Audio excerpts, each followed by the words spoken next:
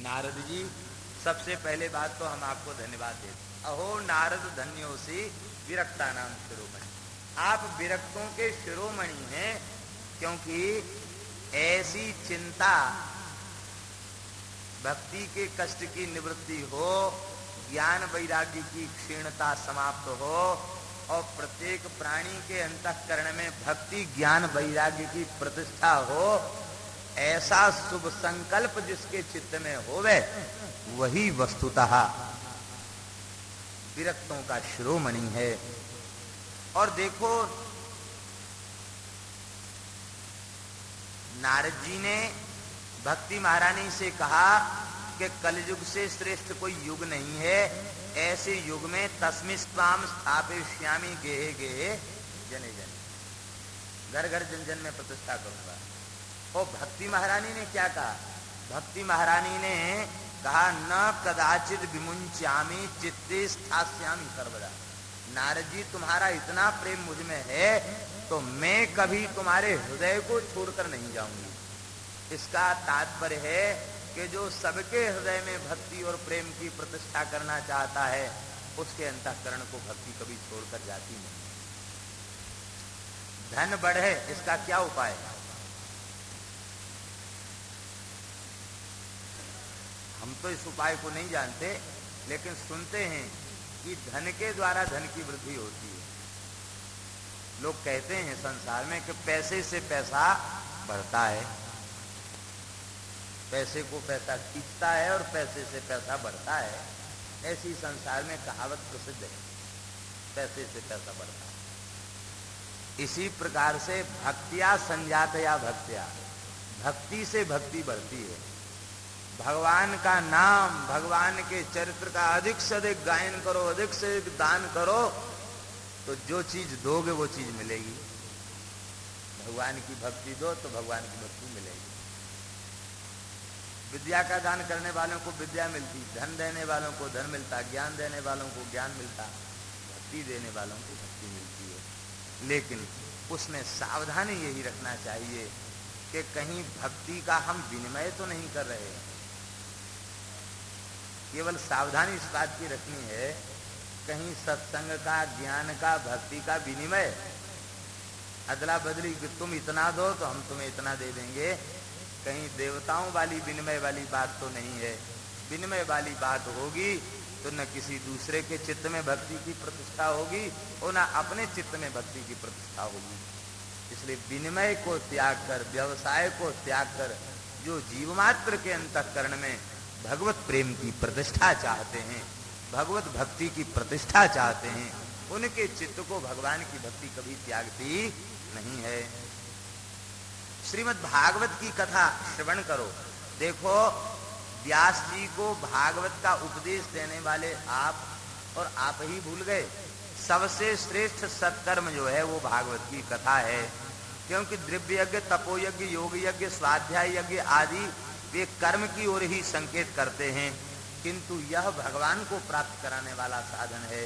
इसलिए यह सबसे श्रेष्ठ साधन है, यह निर्दोष साधन। प्रत्येक साधन में कोई न कोई त्रुटि है, लेकिन भगवत कथा श्रवण रूप साधन में कोई त्रुटि नहीं है। ये निर्दुष्ट साधन है और जीव के परम कल्याण का वह उपाय है। इसलिए भागवत की कथा सुनो।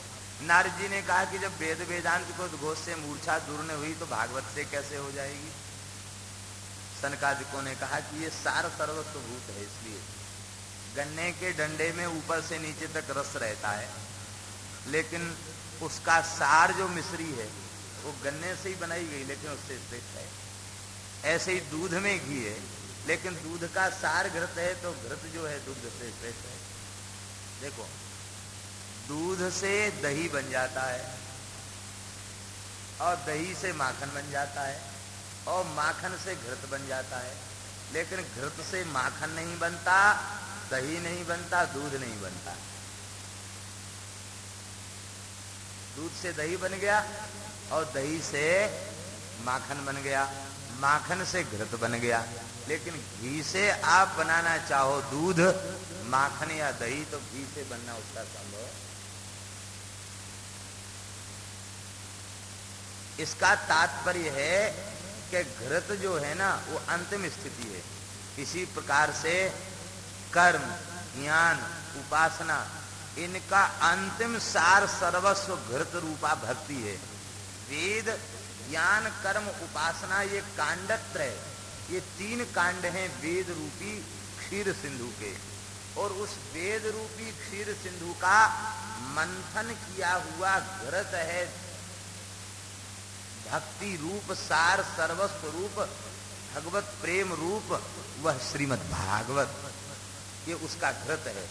भक्ति वह वेद पयोनिधि का यह घृत।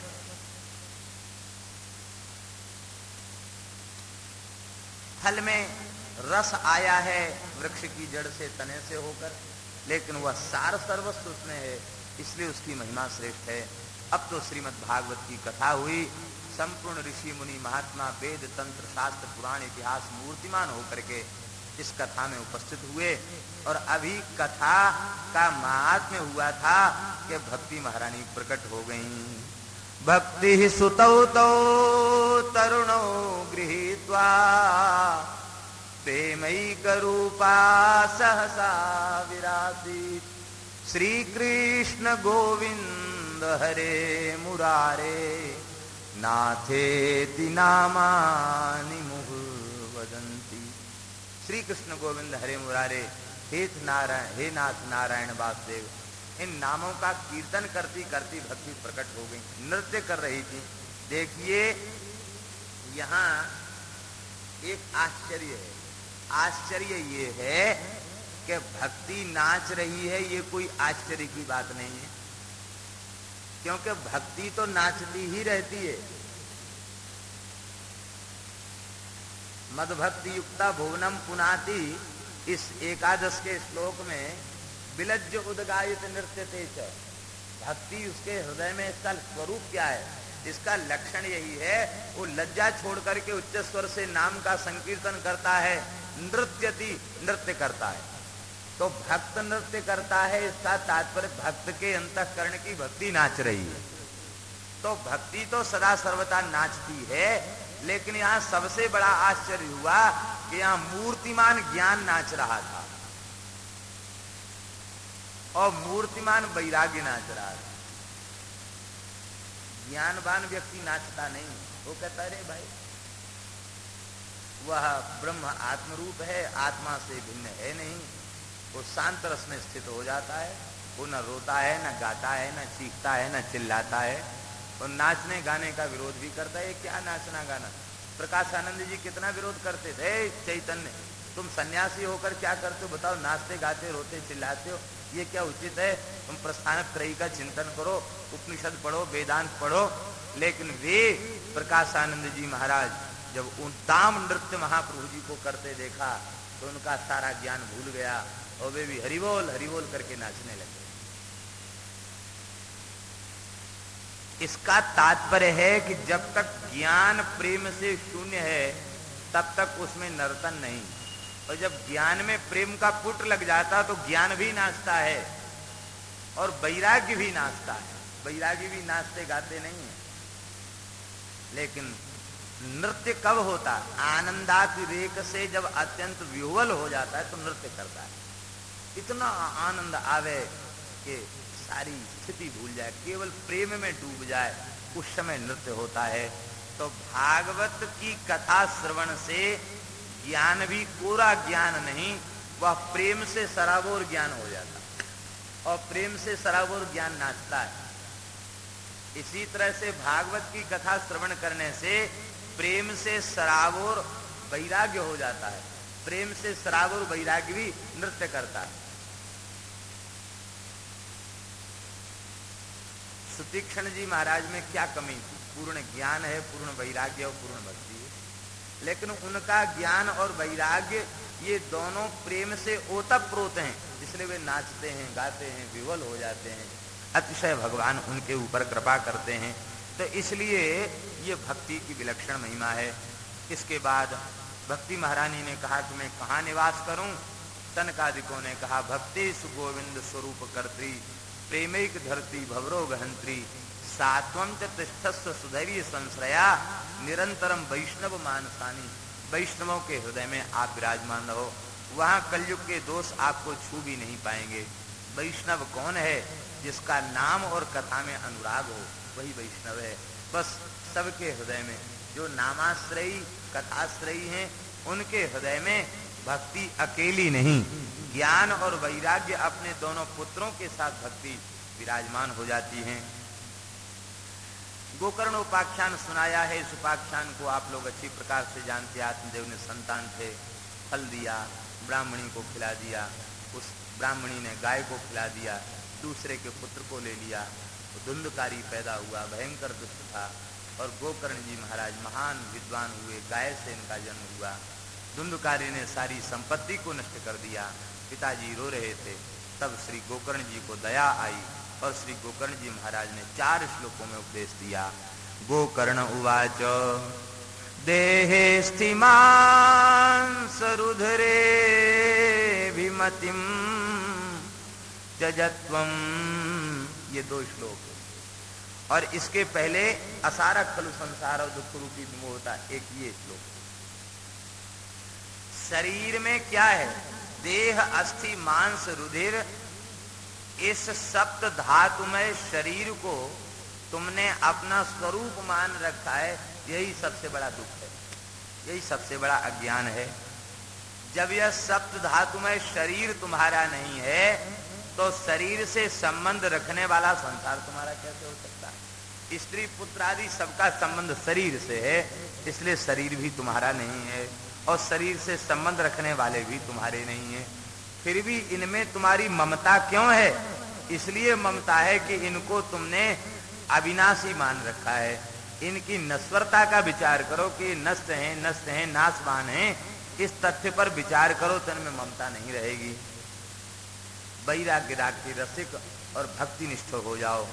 धर्मम भजस्व सततम त्यज लोक धर्मान, सेवस्व साधु पुरुषान जहि काम तृष्णाम, अन्यस्य दोष गुण चिंतन मासु मुक्त्वा, सेवा कथा रसम हो नितराम पिबत्वम।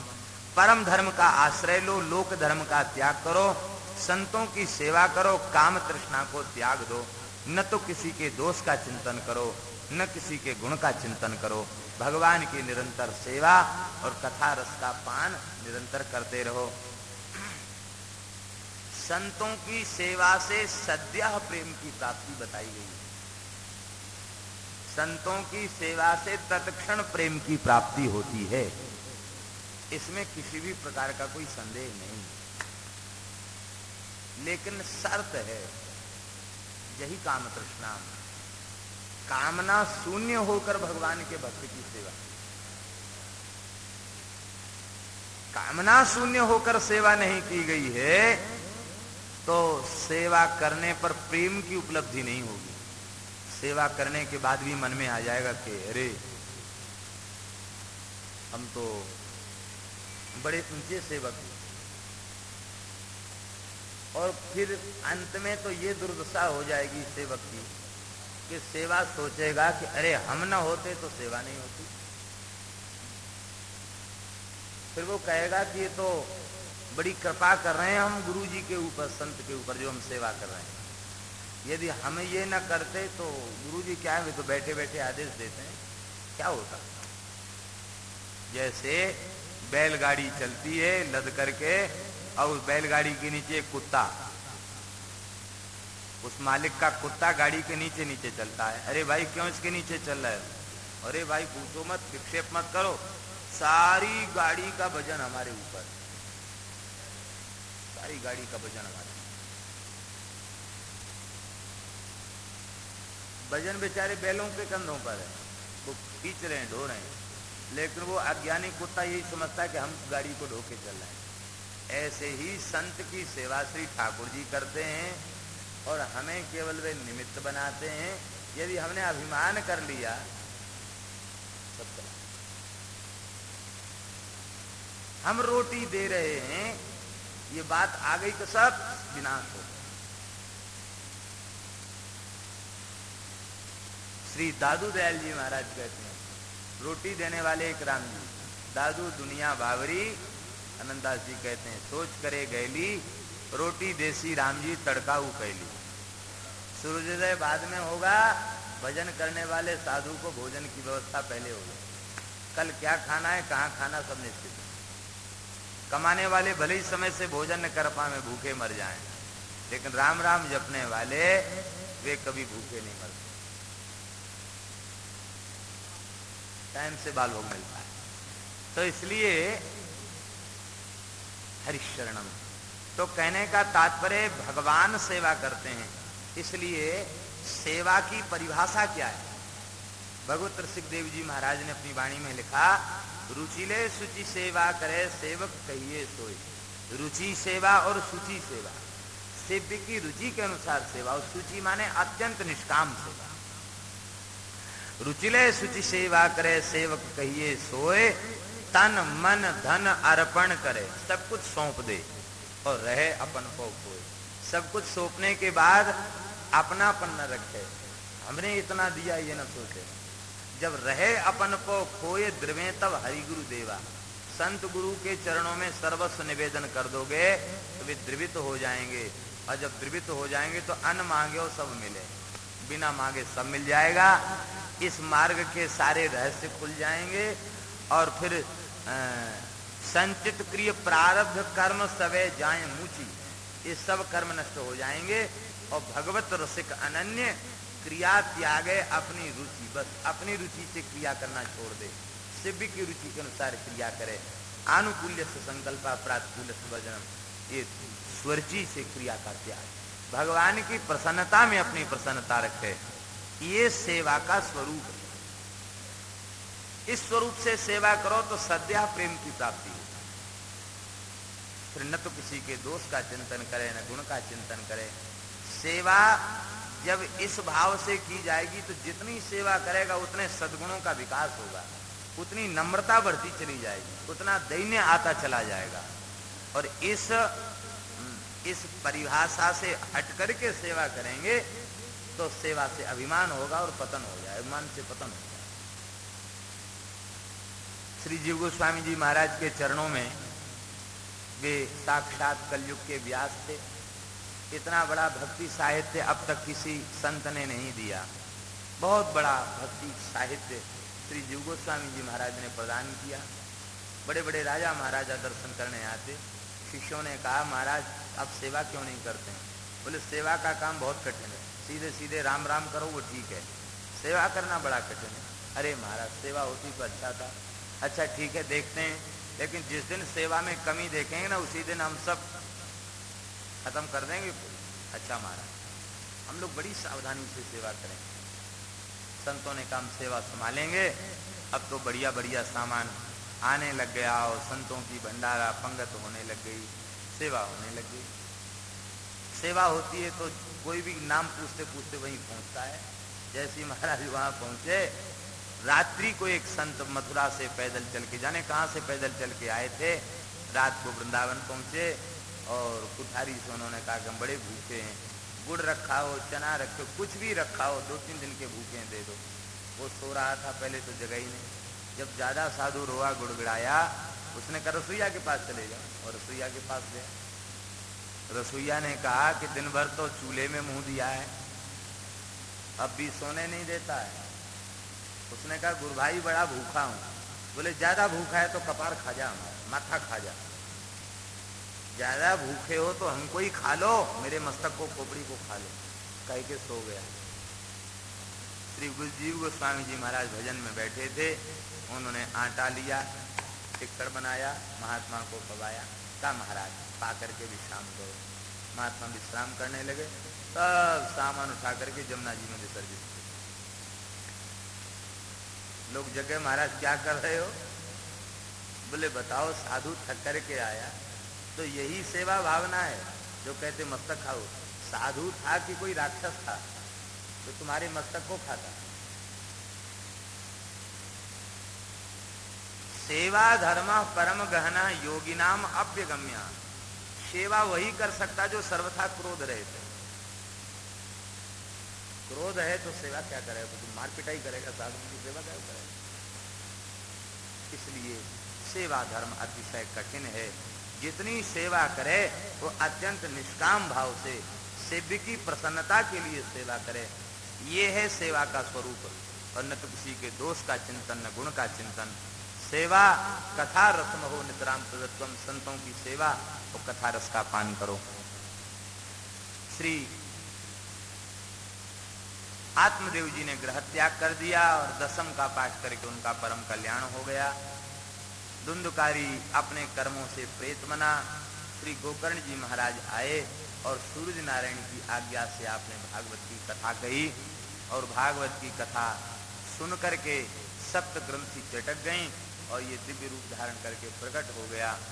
भगवान के पार्षदों से आपने पूछा कि विमान केवल प्रेत के लिए क्यों लाए, विमान तो सबके लिए लाना चाहिए। बोले श्रवण के भेद से फल का भेद हो गया। सुना सबने लेकिन मनन नहीं किया। मनन पूर्वक श्रवण करें तो लाभ होगा। पुनः दूसरी कथा भई है और उस कथा में सबने मनन किया, चिंतन किया। अनंत विमान प्रकट हो गए हैं, सब तुंगभद्रा नदी के जल का स्पर्श करके भगवत धाम गए हैं। और केवल अकेले एक श्री गोकर्ण जी ऐसे हैं कि गोकर्ण जी महाराज ने शरीर त्याग नहीं किया। भागवत में लिखा है, गोकर्णम तु समालिंग्य अकरोत स्वसदृशम बपू। गोकर्ण जी का आलिंगन भगवान ने किया। आलिंगन भगवान कब करते हैं? जब भगवान को अपने प्रेमी को देने के लिए भगवान के पास कोई वस्तु नहीं बचती है, तब वे आलिंगन करते हैं। भगवान सोचते क्या दूं क्या दूं क्या दूं, बोले अच्छा चलो अब कोई चीज नहीं, मैं अपने आप को ही इस प्रेमी को दे देता हूं। तो आलिंगन का मतलब है ठाकुर जी ने अपने आप को ही दे दिया। गोकर्ण जी को दक्षिणा के रूप में अपने आप को ही ठाकुर जी ने दे दिया और भगवान का दिव्य आलिंगन जैसे ही प्राप्त हुआ, महाराज साक्षात उनका विग्रह बड़ा दिव्य हो गया। अतिशय सुंदर आपका विग्रह हो गया। साक्षात भगवान के स्वरूप आप बन गए। भगवान ने उनको आलिंगन देकर अपना स्वरूप इसलिए प्रदान किया कि भगवान ने विचार किया कि यदि इनको भी देह त्याग करके मेरे धाम की या पार्षद देह की प्राप्ति भई तो मेरी व्यवस्था में अन्याय का आरोप लग जाएगा। जिस संत की कृपा से धुंधकारी जैसे का मोक्ष हुआ और इतने जीवों के लिए विमान आ गया, वे भी शरीर छोड़कर मुक्त हों तो इसमें हमारी महिमा क्या रही।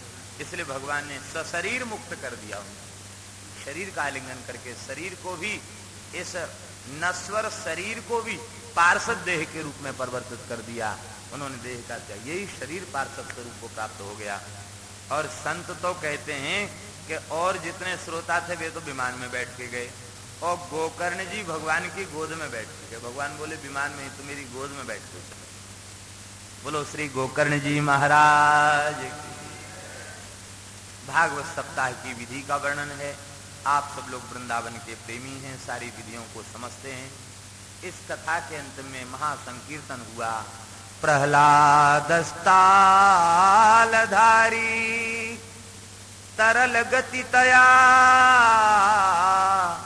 चोद्धवः कांशधारी वीणाधारी सुररसी स्वर कुशलतया राग करता जुनो इंद्रो वादीन मृदंगम जय जय सुकरा कीर्तने ते कुमारा यत्राग्रे भाववक्ता सरस रचनया व्यासपुत्रो बभूव।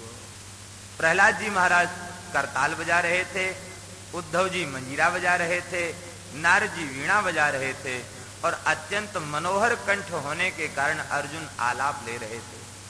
इंद्र मृदंग बजा रहे थे और सनकादिक जय हो जय हो जय हो कर रहे थे। और इस संकीर्तन की जमात के दुल्हा थे श्री सुखदेव जी महाराज। बारात में दुल्हाई चमक दमक ज्यादा दिखाई पड़ता है, ऐसी मानो इस भक्त बराती वृंद मध्य दूल्ह ज्यों गाजे। नाभाजी ने दुल्हा की उपमा दिए, भक्त बराती वृंद मध्य दूल्ह ज्यों गाजे। ये भक्तों की ही मान लो बारात थी और सुखदेव जी उसके महाराज दुल्हा थे। ऐसी सुंदर शोभा हो रही थी। यत्राग्रे भाव वक्ता, कीर्तन में भाव का प्रदर्शन सुखदेव जी नाच नाच कर रहे थे। मुरली मनोहर नाम आता तो त्रिभंग ललित होके मुरली मनोहर की झांकी दिखा देते, और गिरधर नाम आता तो महाराज उंगली दिखा करके गिरधर की छवि दिखा देते। माखन चोर नाम आता तो माखन चोरी का विनय दिखा देते। ये भगवान के नामों का भाव अपने नृत्य में दिखा दिखा करके नाच रहे थे। ज्ञान भक्ति वैराग्य भी नृत्य कर रहे थे। बड़ी सुंदर यह कथा हुई।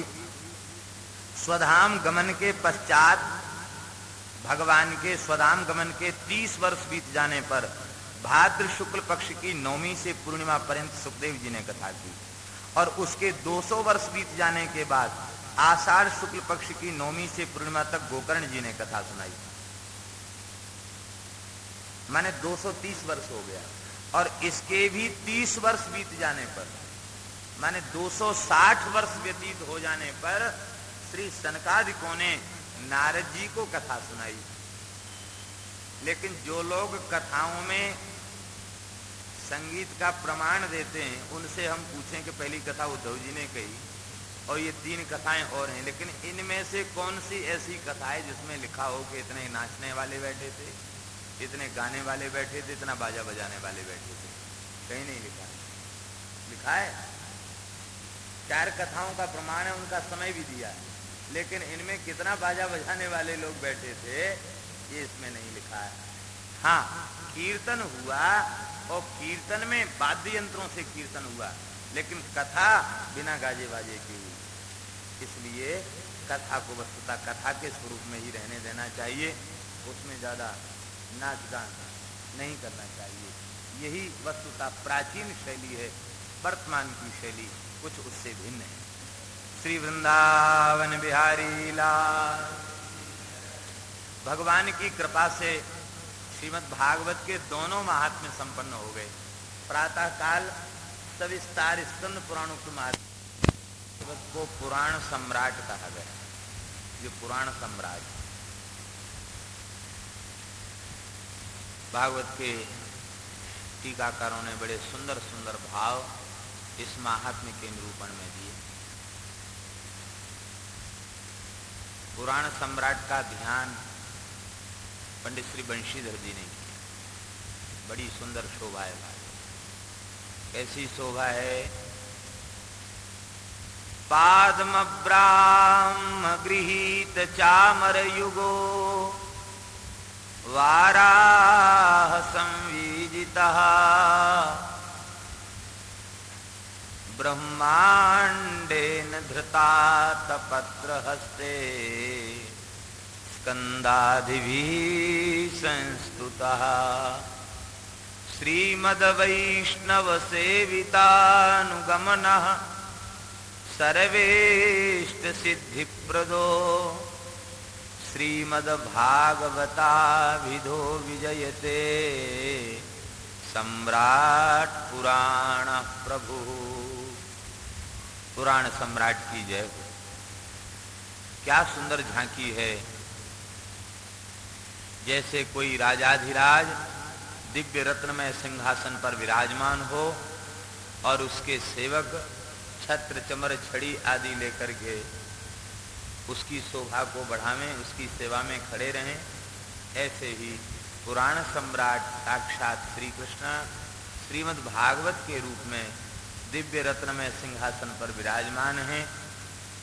और पद्म पुराण और ब्रह्मवैवर्त पुराण ये दोनों चमर लेकर के चमर डोरा। पद्म और ब्रह्मवैवर्त ये दोनों पुराण चमर डोरा। पाद्म ब्राह्म गृहीत चामर युगा वाराह संविजिता। वाराह पुराण बड़ा सुंदर व्यजन डोरा रहे। ब्रह्मांडेन धृतात पत्रम। ब्रह्मांड पुराण छत्र लेकर खड़े। स्कंद पुराण, शिव पुराण और भी जितने उप पुराण हैं वे सब स्तुति कर रहे हैं। जय हो जय हो जय हो, जय जयकार कर रहे हैं। राजा के दरबार की शोभा उनके सभासदों से होती है, उनकी प्रजा से होती है।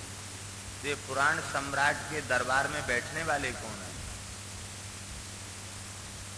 वैष्णवों से खचाखच इनका दरबार भरा हुआ है। इस दरबार का नियम है, यहां अवैष्णव का प्रवेश नहीं है।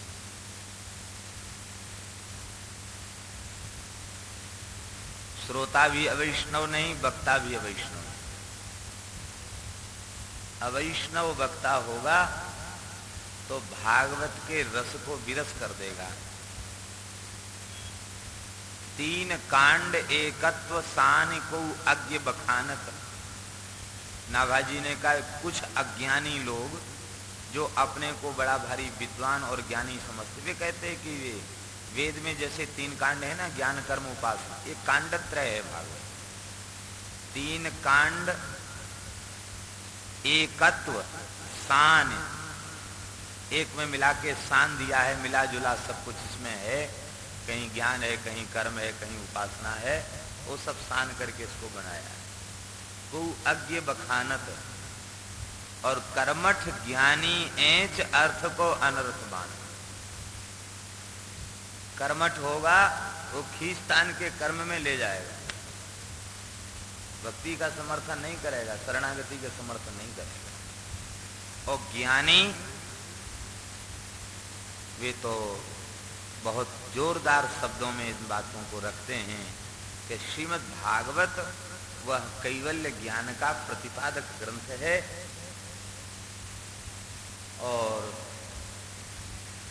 वह उसका प्रारंभ कहीं से हो लेकिन पर्यवसान कहीं